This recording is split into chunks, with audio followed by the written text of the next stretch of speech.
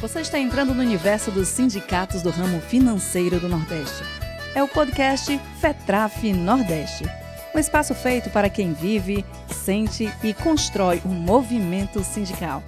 Junto com especialistas, assessores e pesquisadores que ajudam a qualificar nossas campanhas, negociações e estratégias. O nosso propósito é fortalecer os sindicatos e defender os interesses coletivos e soberanos da classe trabalhadora. Podcast FETRAF Nordeste. Reflexão, formação e luta, do nosso jeito, com a nossa voz. Vem com a gente! É isso aí, você está começando a assistir agora ao podcast FETRAF Nordeste. Eu sou o jornalista Márcio Rodrigues, faço a apresentação desse espaço jornalístico e opinativo e estamos começando agora um novo episódio para vocês que fazem a luta e estão ligados. Hoje vamos receber como convidada a professora doutora Ana Virgínia Porto, que integra a equipe de advogados dos sindicatos bancários do Ceará. É professora da Universidade de Cristos. Obrigado, professora Ana Virgínia. É um prazer poder recebê-la aqui nesse episódio do podcast FETRAF Nordeste. Bom dia, é uma honra estar sempre aqui com vocês. Fábio Sanclay, que está aqui ao meu lado esquerdo, né? É de Campina Grande e também do Banco do Nordeste do Brasil, o BNB. Formado em Direito, atua na Secretaria Jurídica do Sindicato de Campina Grande, está liberado já há algum tempinho, e região. Ele é técnico do Banco do Nordeste. Obrigado por estar aqui conosco, Fábio. O prazer será sempre nosso, né? Principalmente numa mesa tão importante, né? Num podcast com um tema tão atual. A Kessia Siqueira, que está ao lado da doutora Virgínia e nos ajuda a conduzir esse podcast.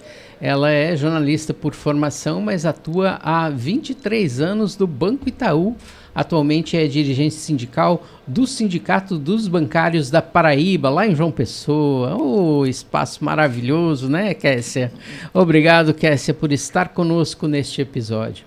Olá, obrigada, eu que agradeço, né? Aqui é um momento muito importante e vamos aqui discutir um tema, como já falou nosso colega, super atual e muito importante para a gente atuar cada vez mais firme na fiscalização. A Tribuna Bancária Podcast tem produção de Márcio Rodrigues, na técnica de som e captação de imagens, Orenilton Vidal. Hoje temos o prazer de estar recebendo aqui o nosso querido Normando Ribeiro para fazer o making off do programa. Obrigado, Normando. O podcast FETRAF Nordeste é um espaço de diálogo entre a FETRAF e seus sindicatos de base. E o tema deste episódio é a renovação da NR1, que no próximo dia 26 de maio entra em vigor essa atualização da norma regulamentadora número 1, com vigência total e fiscalização. A mudança representa uma alteração estrutural no gerenciamento de riscos ocupacionais no Brasil, impactando diretamente a saúde mental e física dos trabalhadores do ramo financeiro. Por isso, a gente está trazendo aqui a nossa advogada, a nossa mestra, a nossa doutora, Ana Virgínia Porto, que vai nos ajudar a entender o que representa essa atualização. Ana Virgínia, obrigado por você estar conosco. Eu que agradeço mais uma vez o convite.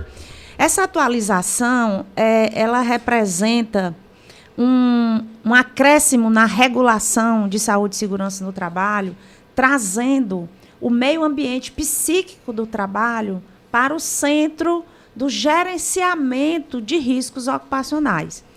Nós já tínhamos, na NR17, a previsão, a regulação dos riscos psicofisiológicos.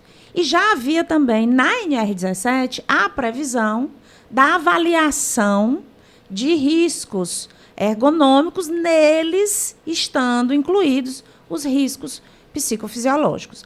Mas com a NR1, com a alteração, a atualização da NR1, a gente tem um acréscimo normativo importante, porque deixa de ser apenas uma avaliação e passa-se a ter uma exigência de gerenciamento, de acompanhamento e de plano de ação direto de acompanhamento.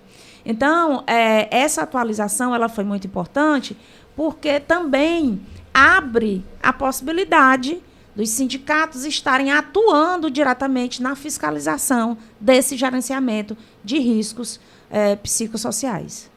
Fábio, quando a gente fala que a gestão de riscos psicossociais, a gente está dizendo que as entidades sindicais elas também vão levar, né, para esse campo, aproveitar essa brecha que está sendo aberta pela lei, pela legislação e atuar com mais... já atua, né? Mas agora vai ter um instrumento legal que vai apoiar vocês. Exatamente, Márcio. É interessante saber, quando a doutora fala da atualização, que a norma NR1 já existia, né, doutora? Então, se eu não me engano, desde 1978 ela já existia, ela está tendo essa atualização como forma de de assegurar essa questão da fiscalização, né? E o movimento sindical está bastante atento, né, de que forma isso vai acontecer, né? Então, eu até perguntaria também, já, né, questionando, fazendo uma provocação à doutora Virgínia, de que maneira, doutora Virgínia, isso poderia ser um combate ao adoecimento mental, já que está lá hoje escrito o que cada um tem que fazer e não ser apenas mais uma norma regulamentadora engavetada, né? De que maneira a gente pode atuar? Porque eu acho que esse vai ser a grande celeuma, né? O grande desafio de atuação dessa atualização da norma regulamentadora, né? Essa pergunta é muito interessante, porque a gente também tem que lembrar que na NR1, em nenhum momento na NR1 se fala em sindicato. Sim. Né? Sim. Mas na NR17 está lá, sempre esteve lá na NR17, lá pelo item 3.4.5,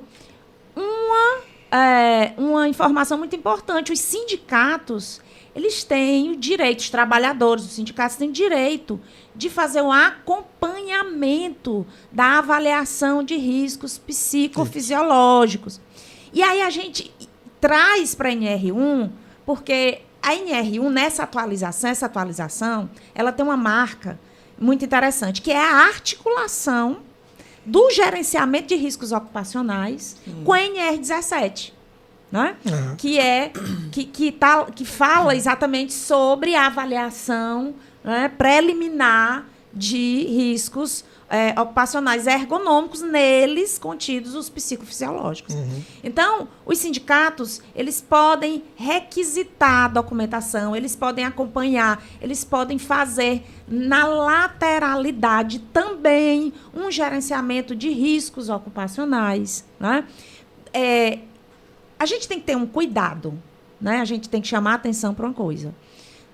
Todos os grandes nomes da saúde e segurança no trabalho estão falando na preocupação com a documentação que a empresa tem que produzir para a fiscalização do Ministério do Trabalho. Não é isso? Corretamente. E eu chamo a atenção para o seguinte: essa preocupação ela não pode ser documental, ela tem que ser material. Então, qual seria a diferença? A diferença, Márcio, é assim. Ele chamou a atenção de uma coisa muito interessante. Formalização, né? Criação de uma realidade documental formal dá conta da necessidade do empregador de oferecer, de mostrar para o Ministério do Trabalho que está cumprindo a norma. Porque cumprir a norma formalmente não significa que está cumprindo a norma materialmente. Então, aí entram os sindicatos. Isso. Os sindicatos, eles precisam, né, estar com o olhar na materialidade. Porque fazer um plano de ação é muito simples. Relativamente simples. É relativamente simples. Agora, colocar esse plano de ação em ação, avaliar constantemente, diuturnamente, o impacto desse plano de ação, acompanhar esse plano de ação, é que vai gerar para o empregador efetivamente, né, a grande alteração no gerenciamento do risco ocupacional. Então, o que se vende, o que se promove é como fazer documentalmente, né? A preocupação é não ser multado. Eu venho chamando a atenção disso, né? A gente precisa ler os discursos, a gente precisa entender o que está por trás de um mercado que se abriu com essa atualização da NR1.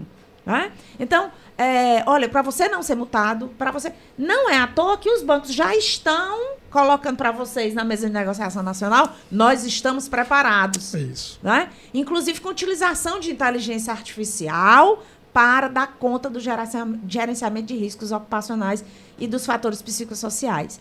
E o que é que isso impacta efetivamente na saúde psíquica dos bancários? Eu acho que essa questão, né, eu vou passar a bola para a nossa querida Kessia Siqueira, né, que está chegando aqui. Obrigado por você estar conosco. E eu gostaria de ainda acrescentar um detalhe, né? Como a própria Ana Virgínia acabou de colocar, Kessia, a gente tem aqui, né, a omissão das empresas pode acarretar em multas, Sim. autuações e ações trabalhistas. Sim. Ou seja, são instrumentos que acabam de chegar, né, na mesa de negociação sim. para que os sindicatos possam atuar de forma mais contundente. A gente também está preparado no âmbito das entidades sindicais, na sua opinião? Olha só, Márcio e a doutora Virgínia. Fábio falou essa parte aí de formalizar, né, essa fiscalização, efetivar uma norma que já existia, mas estava paradinha ali. Mas com esse crescente número de adoecimentos que a gente vê, que eu vi aqui nos últimos 10 anos, a gente tinha problemas psíquicos, mas assim, após a pandemia, eu queria até saber da doutora, porque assim, hoje os trabalhos são híbridos, teletrabalho, e cresceu bastante, que a gente pensou que essas doenças eram decorrentes da pandemia. E após a pandemia, isso cresceu muito mais. A gente, quando vai nas agências acompanhando esses casos, esse relato desses colegas que estão sendo esgotamente cansados, eles estão cansados, a gente percebe no olhar. E a gente fica tentando assim, fazer um dossiê, para a gente procurar qual é o caminho que a gente pode ajudar esses colegas, juntamente com nossos outros sindicatos, que a gente é uma unidade. A gente sempre procura saber da empresa. Os bancos hoje, que é a nossa categoria acompanha, eles, como disse, é muito fácil criar uma regra, uma norma, mas eles efetivam. Essa é a nossa dificuldade ainda de fazer isso acontecer, dos bancos cumprirem com essa norma, porque assim, cada vez mais nossos colegas bancários estão adoecendo. E esse é o nosso desafio. Esse ano de uma nova proposta, que foi 2 anos que houve, né, entrou essa nova pauta, né, norma, e a gente vai ter que estar mais se aprofundar mesmo, né, nessa situação, porque é crescente, doutora. Eu queria, assim, a gente está procurando, assim, está aqui para pensar, meios, né? Sugestões, é muito difícil. Eu queria fazer só um complemento também, por gentileza, Márcio. Fica à vontade. A gente vê que somente agora, né, é que as empresas, em virtude de uma possível fiscalização e multa e tal, elas estão se adequando a algo que já existia, né? E, em se tratando disso, a gente, eu acho que um grande ganho é esse plano de ação, de execução, mas que ele não pode ficar engessado. Né? Porque a partir do momento que, com esse plano de execução, algum bancário, mesmo que seja dentro de uma agência, entre num quadro de burnout, entre num quadro de adoecimento, esse plano de ação, que não é definitivo e nem engessado, deve ser revisto. Então, essa capacidade de atualização, eu acredito que seja assim, um plus, né? Um ganho, para que a gente possa acompanhar e, de uma maneira efetiva, fiscalizar. E somente agora está sendo trazido às mesas de negociação, né? À baila, porque somente na última campanha é que o tema assédio moral foi colocado em mesa, foi reconhecido em mesa. Né? Então, assim, eu lembro que há 20 anos, quando eu estava defendendo meu TCC sobre assédio moral bancário, né, que eu nem sabia que eu iria ser um dirigente sindical, que eu iria ser liberado para fazer esse debate, essa fiscalização, a gente trabalhava o tema como algo sociológico apenas, e não de existência, né, efetiva. Tanto que eu ficava brincando com o meu gerente à época, né, que ia levá-lo para a minha apresentação e ia colocar, ó, aqui é o gerente assediador, né, e aqui nós temos um exemplo. Mas isso, para vocês terem uma ideia, só tinha uma fonte de pesquisa, né, sobre o assédio. Hoje não, hoje a gente tem várias, hoje a gente faz discussão, hoje nós temos podcasts, né, e tudo. Então, assim, doutora, essa necessidade que nós temos, e eu entendo a preocupação de Kessia quando diz, a gente precisa se preparar também. Né? A gente estava, Kessia depois pode até falar um pouco mais, Kessia, sobre a palestra da qual participamos sobre a NR1. A semana passada, em João Pessoa, nós de Campina Grande saímos de Campina Grande, dada a relevância do tema, até João Pessoa, fizemos um bate e volta, né? E até João Pessoa, para entender um pouco mais, foi uma palestra, né, maravilhosa, porque ela foi exemplificando essa questão das diferenças, né, do que causa e efeito, basicamente. Né? De que maneira, doutora, também complementando Kessia, aí a gente pode ver com os nossos colegas bancários que eles estão precisando de ajuda e a gente pode ajudá-los também, né? A Kessia, ela traz uma questão muito interessante, né? Assim, que o quão desafiador para o movimento sindical, né, é assumir a fiscalização do cumprimento efetivo dessas normas, né? E aí, eu trago, quando eu trago essa discussão, né, a gente já teve aqui um curso de formação no Sindicato dos Bancários do Ceará, também estou dando esse curso de formação em outras entidades sindicais aqui no Ceará, eu trago esse desafio, né, questionando em um outro patamar, não num patamar apenas jurídico. Né? Porque, como você falou aí, a gente estudava como um elemento sociológico, a gente não pode abandonar o elemento sociológico. De forma nenhuma. A gente tem que trazer o elemento sociológico para dentro do direito. Né? Sim. Porque senão a gente vai se isolar novamente numa visão positivista da norma. Correto. Exato, e aí, como você falou em causa, né? E assim, e você também acabou, né, fazendo esse contraponto da causa. O que é que eu discuto? Eu discuto o quanto a racionalidade neoliberal está implicada nessa questão. Né? E aí, eu acho que uma das principais, né, uma das principais atuações do sindicato é discutir isso com a categoria.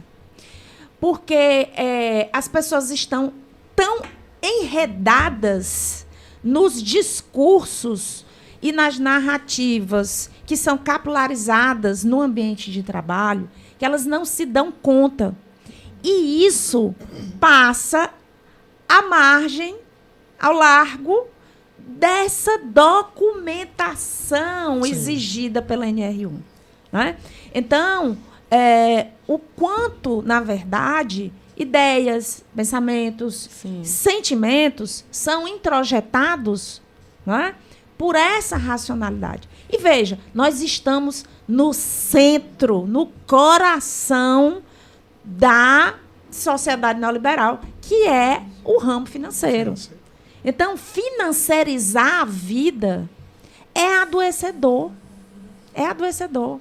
E a gente precisa, especialmente a categoria bancária, tratar sobre isso, né, com a categoria diretamente, além de toda uma, obviamente, de toda uma atuação formal também, né, exigir dos bancos, né, essa formalização, acompanhar de forma paralela, realizar talvez esses mesmos procedimentos de gerenciamento, plano de ação, né, para comparar, né, para contrapor, para enfrentar, né, números e apresentações que eles tragam. Então, assim, realmente é muito complexo, né? É um desafio. Você utilizou, assim, efetivamente, você caracterizou de uma forma, né, Pois é. muito assertiva, é desafiador. Mas nós estamos aqui para isso, né, Márcio? O movimento sindical é isso. Só complementando, Márcio, por favor, doutora, quando eu falei isso, porque a gente já está atuando dessa forma. A gente, para comprovar, para ter material, a gente está fazendo o quê? Quando a gente recebe uma reclamação de um bancário, de um colega, de assédio, quando a gente vai lá, que ele está doente, está esgotado, a gente faz uma pesquisa dentro do ambiente que ele está, para saber se outros colegas, porque é aí o acompanhamento, é aí a gente vai falar particularmente, para saber se o que você está sentindo, doutor, é o mesmo que Fábio, que o Márcio está sentindo. Quando vê, isso é estrutural. Os bancos, eles fazem assim, tem gente que não está doente e não assume. Isso é uma dificuldade que a gente tem também. A gente vê que tem gente que está esgotado, se afasta, mas diz que não quer, com medo de perder o emprego em bancos privados. Entendeu? O grande problema é esse, o grande receio problema. E o medo Aí, você entende, doutora, a nossa dificuldade como sindicato, estamos ali coletivamente, olhando para todos, vendo a carinha deles, eles todos apreensivos. E, ao mesmo tempo, eles estão com medo de perder o emprego. Vocês, inclusive... Desculpa te interromper. Nada, vocês, doutora. inclusive, precisam, não é? Também observar o gerenciamento de riscos dos Exato. dirigentes sindicais. Então. Porque, né, existe também fatores de riscos psicossociais específicos dos dirigentes sindicais. Pois é, Os dirigentes também adoecem, exatamente porque vocês são, né, a esponja de tudo isso. Exato. Né? Isso é uma abordagem fica perfeita. captando, né? Informações. Quem cuida de quem cuida. Exatamente. É muita informação e é muito adoecimento. Quando a gente está na base, Sim. eu visito muito a base. Eu sou do Banco Itaú, visito muitas agências do Itaú. Mas eu tenho outros colegas do Bradesco, do Santander, que também a gente já tem uma amizade. E eu pergunto, e aí, como é que tá? Vou sempre, quase toda semana eu estou numa agência. E minha gente, é vergonhoso que o banco faz com esses colegas. Quando a gente diz, né, quem cuida de quem cuida, isso era uma fala também, que a gente fez várias rodas de conversa, se eu não me engano, 15, lá por Campina Grande, né? Sim, a João Pessoa a gente fez também. Né, Kessia? E aí a gente pegou uma psicóloga e a gente falava sobre adoecimento mental, mas não como forma de culpabilizar o banco, né? E nem de achar um culpado para aquela situação.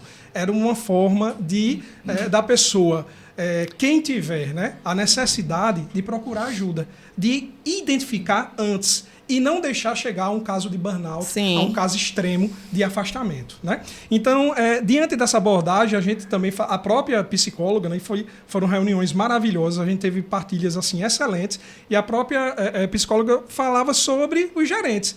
Gerente também adoece, né? Sim. Tem as suas cobranças, então assim, a gente tem que, e aí é onde entra o dirigente, que tem que ter o olhar de cuidado para todos, né? Não somente quem está sendo gerenciado, mas também aos gerentes que sofrem essa pressão, que tem os regionais, a gente tem a hierarquia, né, da cobrança, mas de que maneira ela é feita, né? Eu acho que a gente tem que instruir justamente para ver aquela quebra do fator que adoece. Né? Se a gente fizer isso bem, eu acredito que a gente está no caminho certo, né?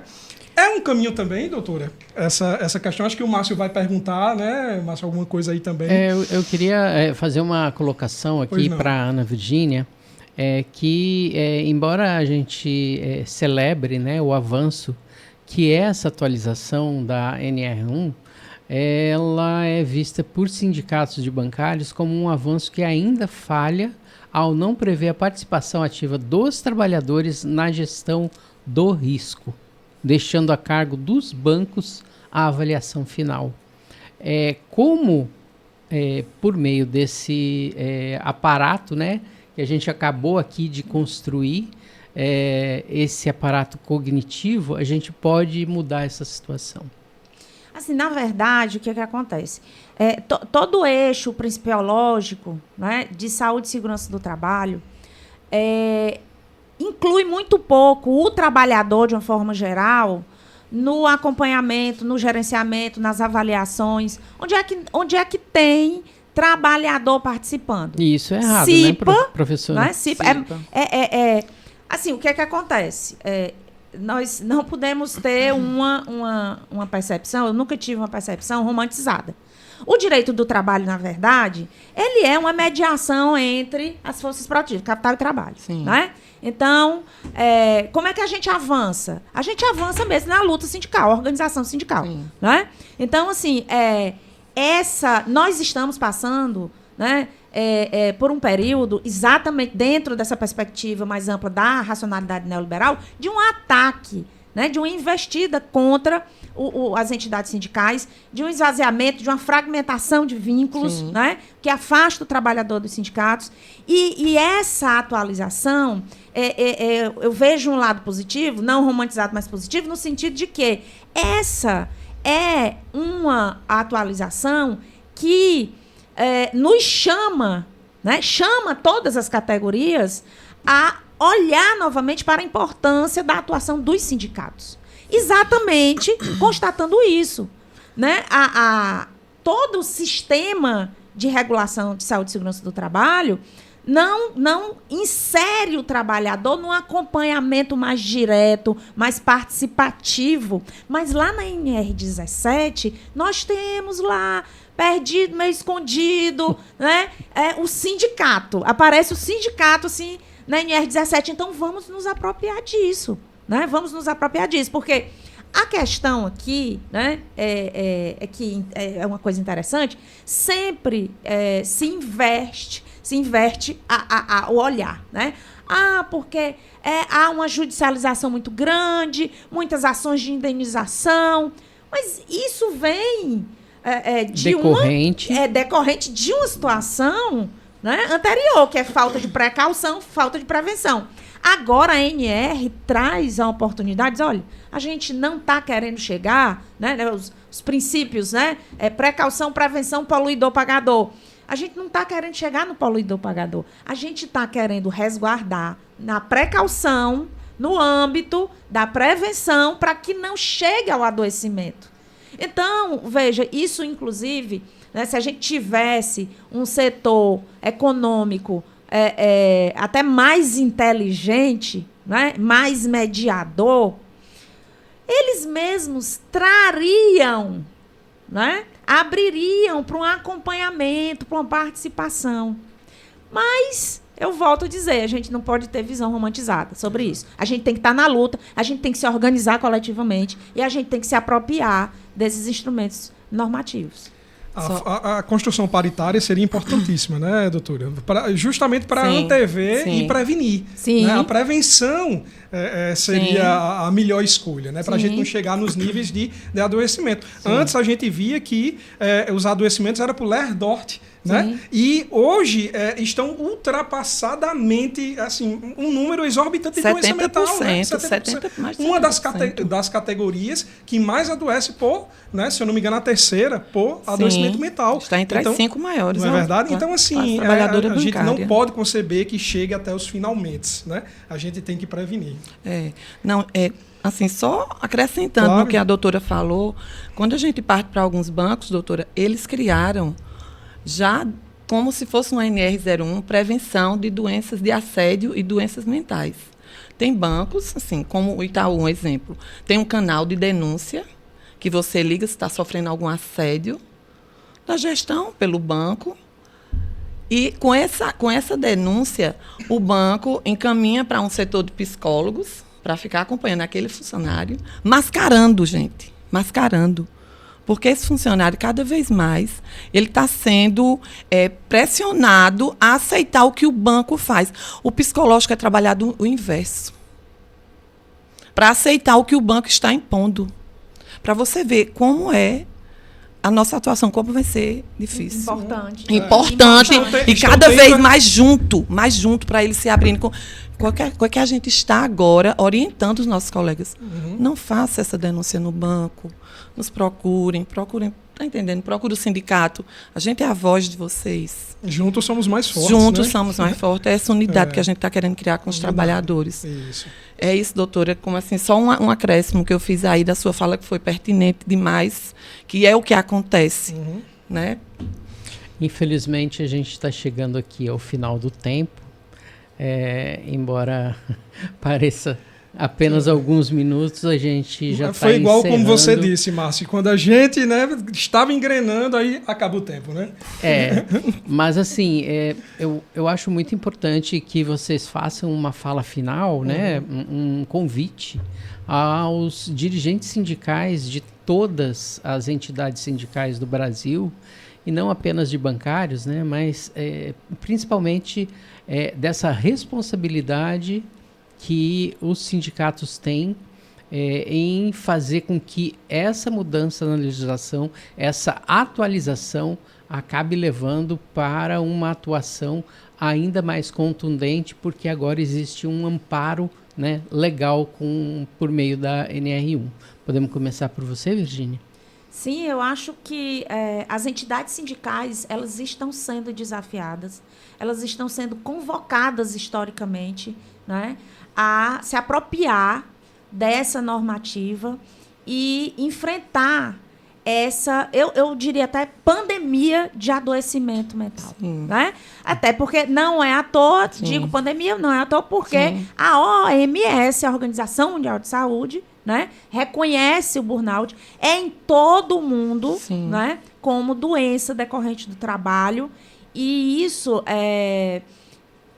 traz, né, para os sindicatos não só um desafio, não só uma obrigação, mas eu acho que uma possibilidade de revitalização, né? Nós passamos por um momento muito difícil com a reforma, né? Com a reforma trabalhista, e agora nós estamos tendo a oportunidade de desfragmentar, de unificar as categorias, né? E se apropriando disso, novamente, ter mais um impulso de crescimento do movimento sindical. Então, eu acho que esse é o momento da gente unir forças e voltar para o coletivo. Maravilha. Kessia Siqueira. Bem, pessoal, olhe, foi uma das palestras mais importantes que a gente tem a fazer. Ultimamente, a gente está sendo uma pauta constante. E eu acredito que essa regulamentação agora, dessa norma, foi um passo muito importante para nós, dirigentes sindicais, para nós que luta pelos trabalhadores, porque eu acho que foi um ponto muito favorável, muito positivo.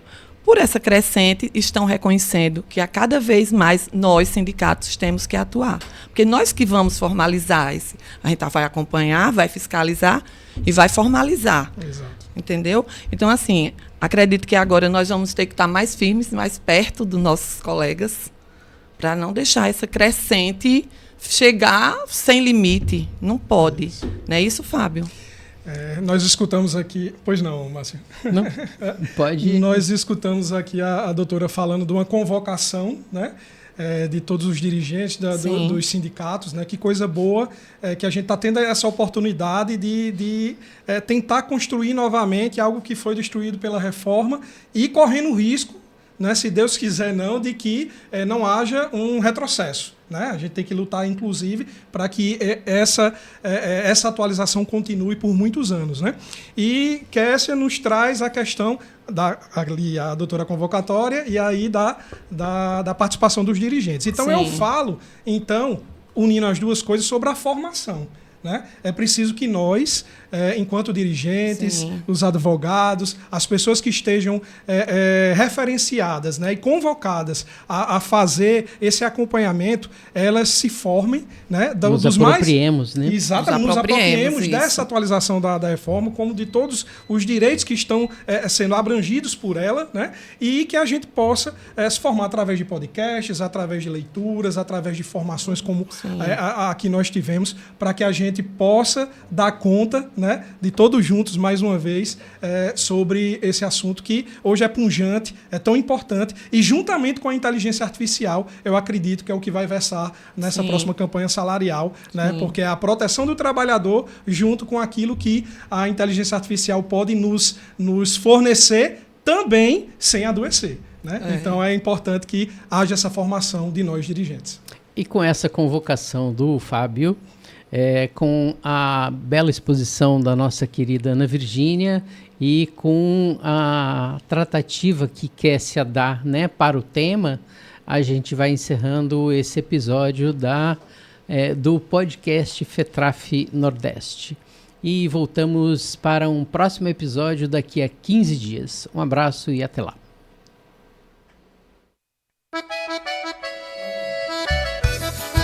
Você ouviu o podcast FETRAF Nordeste, espaço de reflexão, formação e luta dos sindicatos do ramo financeiro do Nordeste.